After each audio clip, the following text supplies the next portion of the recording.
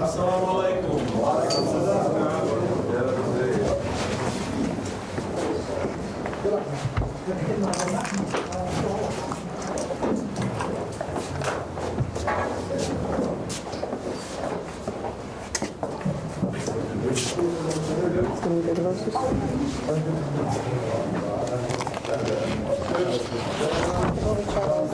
Sorry? Everything is good? No, it's perfect. Okay. Hello everybody, مرحبا جميعا. الأمين العام للأمم المتحدة Mr. Antonio Guterres. He will make some remarks. Okay. جزء صغير then we will take a few of your questions. So thank you so much. Assalamu alaikum.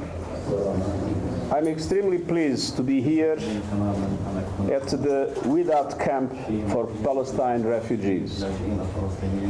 We are at a center dedicated to the well-being of Palestine refugees. So allow me to begin with an invitation to join me in a moment of silence, in tribute to our United Nations colleagues and all others who have been killed in this conflict.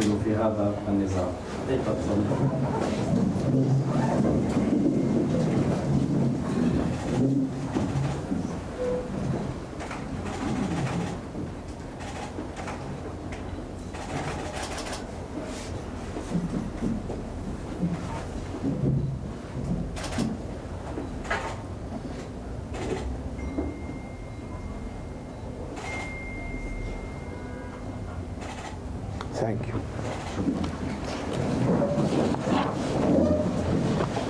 Ladies and gentlemen, I am on a Ramadan solidarity visit to Jordan to meet Palestine refugees being served by UNRWA. UNRWA is a hot topic these days, but one fundamental thing is often being lost in the debate: people. The real people UNRWA serves, and the real difference that UNRWA is making in their lives. Jordan is home to 2.4 million Palestine refugees, the largest number in the region. And today I heard some of their stories and saw a glimpse of UNRWA's exceptional work. I had the privilege to visit a health center where young mothers and their children are receiving high-quality primary health care, where labs perform state-of-the-art medical tests, where a pharmacy is dispensing life-saving medication to patients at no charge. I sat in on science and English language classes at a girls' school. And I saw a young woman in a science lab learning and experimenting principles from Archimedes. I visited a class teaching English along with the values of human rights and of conflict resolution. And I also met with 6 truly inspiring young student parliamentarian leaders, including 3 students from Gaza. It was a heartwarming visit in heartbreaking times. Here in Jordan, but also in Syria, in Lebanon, and of course in the occupied West Bank and Gaza, UNRWA is a lifeline of hope and dignity, providing education for over 500,000 girls and boys, health care for around 2 million people, extending job opportunities and community and family support, and ensuring a social safety net for nearly 500,000 of the poorest Palestinians. Beyond and behind those facts, UNRWA is profoundly contributing in ways that can't be measured on a graph, advancing social cohesion, promoting stability, and building peace. Imagine if all of this was taken away. It would be cruel and incomprehensible, especially as we honored 171 women and men of UNRWA who have been killed in Gaza, the largest number of deaths of UN staff in our history. And our work continues in the face of big obstacles, and I'm determined to ensure that UNRWA abides by the values of the United Nations in all its actions. And so, taking into account recent unacceptable events, an independent review is well underway to strengthen and improve UNRWA, and I look forward to its recommendations. We must strive to keep the one-of-a-kind services that UNRWA provides flowing, because that keeps hope flowing. In a darkening world, UNRWA is the one ray of light for millions of people. And I see that hope here. Now more than ever, we must not take away that hope. I trust that working all together, we'll be able to mobilize the international community to make sure that UNRWA will be able to provide their essential services to Palestine refugees here in Jordan and in all other areas where UNRWA is active. Thank you. ناخذ اسئله عرف عن نفسك. محمد اللباني قناه المملكه. في ظل حظر الكونغرس الامريكي لو سمحت دقيقة بس. No, you can ask and then it will be translated. Yeah. Don't, Okay. it's better to successive translation. في ظل حظر الكونغرس الامريكي لتمويل أونروا حتى آذار 2025، هل سنشهد هذه الطالبات التي التقيتهم اليوم بدون تعليم قريبا؟ اولا، وبالنسبه للتحقيقات التي اجرتها الامم المتحده، هناك تحقيقان، ما النتائج التي حصلت عليها الامم المتحده حتى الان بشان تورط او طلوع موظفي أونروا في احداث 7 اكتوبر؟ The first question is related to the U.S. Congress recent decision to ban funding for the United Nations. Does this mean that the children that you have witnessed today learning in classes, that they will be deprived of education for next year? And this is the first part. The second part is related to the current investigations and the review for UNRWA, and also the allegations of the complicity of UNRWA staff members. Concerning these two reports, did the United Nations obtain the conclusions for these reviews? I deeply regret the decision that was taken to stop funding to UNRWA, and I strongly hope that measure will be revoked, especially when the reports that we are now preparing by independent entities on investigation and the review of UNRWA will be published. Indeed, UNRWA works in extremely difficult circumstances in Gaza. I am Portuguese. I lived in a dictatorship. And at that time, the secret police infiltrated all opposition parties, including my own. And it is obvious that there are risks when we operate in such difficult circumstances as Gaza of having infiltration. And we are totally committed to strengthen UNRWA, to guarantee that UNRWA is a UN agency abiding by UN values and by nothing else. And that is the reason why we have an investigation and a review. And I'm convinced that the results of the investigation, the results of the review, and the actions will be taken to make UNRWA stronger, more effective, and totally in line with UN values. I hope that these will guarantee that the funding of UNRWA will be maintained and that the work of UNRWA will be maintained.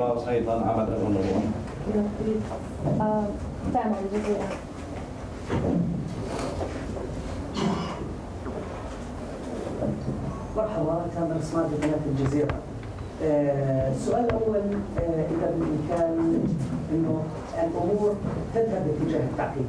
ما هي الضمانات المتاحة للأمم المتحدة لمنع يعني استمرار إسرائيل في تصعيد المشهد، في توتير المشهد على وقع ترويحها بدخول رفح واجتياحها رفح؟ وكنتم تحدثتم بأن الوضع في غزة اليوم هو كابوس مستمر. ما هو العمل لوقف هذا الكابوس؟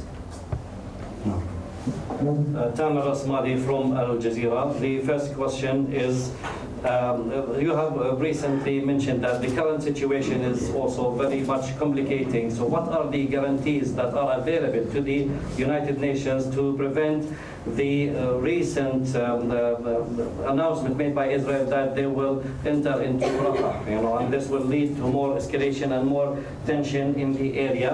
Amid all of these, announcements made by the Israeli authorities that they will enter Rafah, and you have previously mentioned also that the situation is an ongoing nightmare. So what is the solution to this?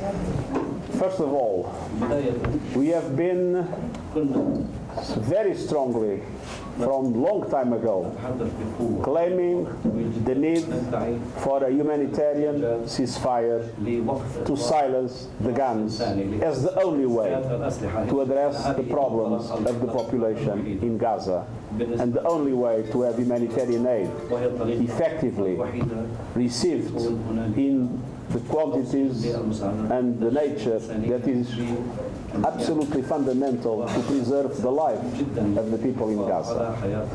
So we have been insisting on the need of this ceasefire. In the beginning, our voice was relatively alone. But now we are seeing more and more the international community recognizing the same. Recently, the European Union, for the first time, was claimed the need of a pause leading to a sustainable ceasefire. And we have today in the Security Council a resolution in which a ceasefire is required together, but not in a linkage with the release, the unconditional release of all hostages. And we have also always claimed for the need for that release. So I see a growing consensus emerging international community to tell the Israelis that the ceasefire is needed. And I also see a growing consensus. I heard it in the US, I heard it from the European Union, not to mention, of course, the Muslim world, a growing consensus to tell clearly to the Israelis that any ground invasion of Rafah could mean a catastrophic humanitarian disaster. And I strongly hope that this consensus that is emerging in the whole of the international community will make Israel reflect and avoid what could be a dramatic tragedy. Thanks, guys. Okay. Yes, writers over there. Do you see the crisis over UNRWA receding? Can you raise your voice? Sorry? Do you see the crisis over UNRWA receding? The crisis over? The crisis receding of UNRWA. UNRWA's crisis, is it receding? There is a very strong effort that we are making in order to address the natural problems and difficulties that UNRWA had. UNRWA has been systematically underfunded, so we need to strengthen it in different aspects. And I think we are moving in the right direction with the investigation, with the inspection, with the measures that are already being taken by the Commissioner General. But on top of that, I see more and more countries recognizing the essential role of UNRWA, and even several of the countries that have suspended the funding have already restarted that funding, and others are telling us that they hope that the result of the investigation and the result of the review will lead to the reestablishment of the funding to UNRWA. It is with hope and with deep conviction that I see the future of the organization. Thank you so much. Do you have any time for more questions? Or The last question that was not foreseen. please go ahead. We have another press conference with the minister.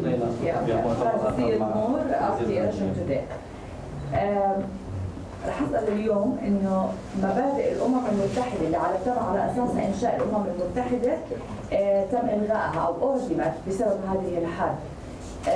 اليوم أنا السؤال بدي أسأل كم رسخت الحرب الإسرائيلية على قطاع غزة تأكيد على اليوم ازدواجية المعايير الازدواجية في الإنسانية والأخلاق على ما يمارس على هذا القطاع. لم نكتفي فقط في إبادة جماعية أو حرب أو قتل أطفال المدنيين. لحظة ترسيخ أنسان كم برسخ هذه الحرب ازدواجية المعايير وأيضا ازدواجية الإنسانية والأخلاق في العالم العربي وفي المجتمع ليس في العالم العربي في المجتمع العربي بشكل عام. كمان سؤال اللي جدا هو مهم، ما هو العدد المطلوب اليوم من الأطفال والنساء الذي يجب أن يقتلوا لكي تقف الأمم المتحدة فعلا لتقوم بواجبها وبدورها؟ شكرا. Well, I didn't understand, but it is the biggest question I've ever heard in a press conference. Well, in light of the United Nations principles that were established to guide the United Nations in its work, we have seen the abolishment of these United Nations values due to the war. So it is related to the question is related if like Israel has cemented that there is only double standards in the international community. There is dehumanization. There is also the what is being practiced on the ground is not a war, but also a genocide. So all of these are leading to double standards in the international community arena. And the question is related: how many children and women should be killed in order for the United Nations to intervene? There might be double standards in many places around the world. There is a place where there are no double standards, in the Secretariat of the UN under the authority of the Secretary General. For us, what matters are the principles. And the principles are UN Charter, the principles are international law, territorial integrity of countries, but also international humanitarian law, the right of self-determination of peoples, including the people of Palestine. And in relation to those principles, we have maintained our clear positions in all circumstances. We were very loud and clear when we denounced the Russian invasion of the Ukraine. And we are very loud and clear when we denounce the violations of international humanitarian law that are taking place in Gaza, as we denounced the attack of Hamas in the 7th of October. Our principles are the same, and we have no double standards. Unfortunately, in the world, not everybody can say the same. Thank you so much. You can ask in the foreign ministry. Thank you.